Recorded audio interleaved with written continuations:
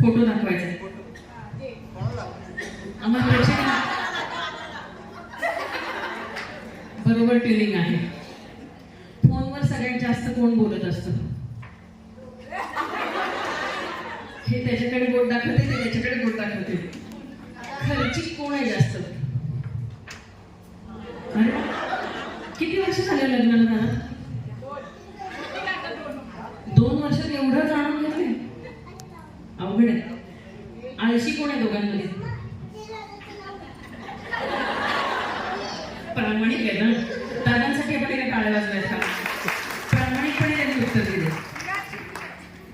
आता मला फक्त हिला प्रश्न आहे, अनिकेत रोमॅन्टिक आहे का ड्रामॅटिक आहे? रोमॅन्टिक आहे. तेव्हा माईक लगेच दिला. माझ्यामुळे रोमॅन्टिक झालं. एवढी गोड बायको मिळाल्यावर. बर, सकाळी आधी कोण उठतं दोघांपैकी? आणि घर की बाबा सुबह सुबह.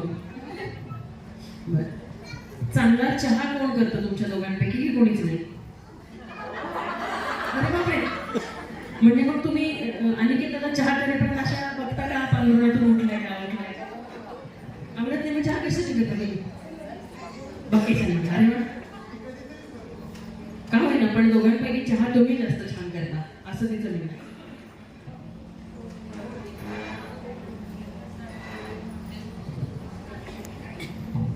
आवरायला वेळ कोणाला लागतो?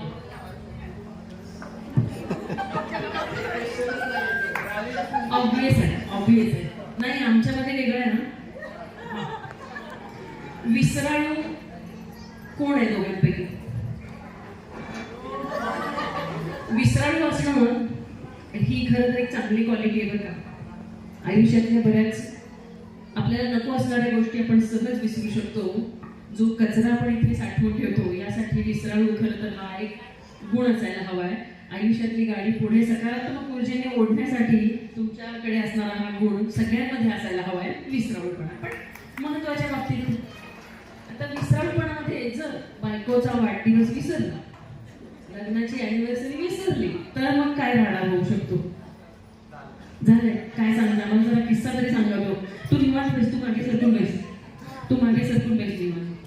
आता तरी बसू. बघा, विसराळू गुण आहे हा. लग्नाचं तर नाही विसरलो मी, पण एंगेजमेंटची डेट विचारली ती माझ्या लक्षात नव्हती. त्याच्यावरून आता सांगा बरं. नाही, आता पण माहित नाही.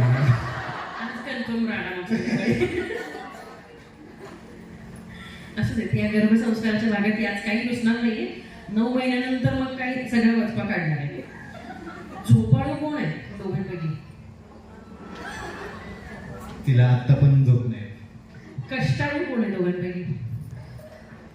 अरे, आणि कष्ट टाळू कोण आहे? कष्ट टाळू.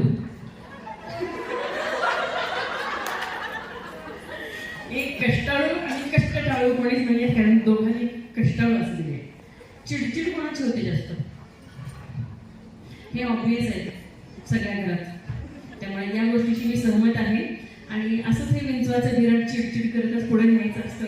आणि असेच हळूहळू छोटे छोटे फटाके वाजवतच भांडणानंतर मनवायला मजा येते. हा मनवता म्हणजे तुम्ही बघा, मागे ज्यांच्या लग्नाला 10-15 वर्ष झाले त्यांनी बघा, चूक असेल तर, चूक तुमची असेल तर त्याला सुद्धा मन मोठं लागतं ना.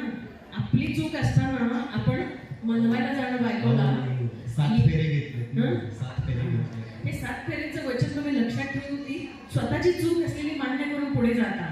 टाळ्या वाजवायला आपण याच्यासाठी याला खूप मोठं मन लागतं की जे खूप क्वचित ठिकाणी दिसतो.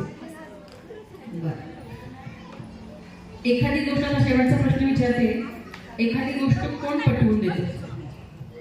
पटवून देण्यात कोण पटायचं आहे? पटवून देण्यात बघा यांनी उत्तरं दिलेली आहेत. म्हणजे चांगली गोष्ट दोघे छान पद्धतीने पटवून देऊ शकतात.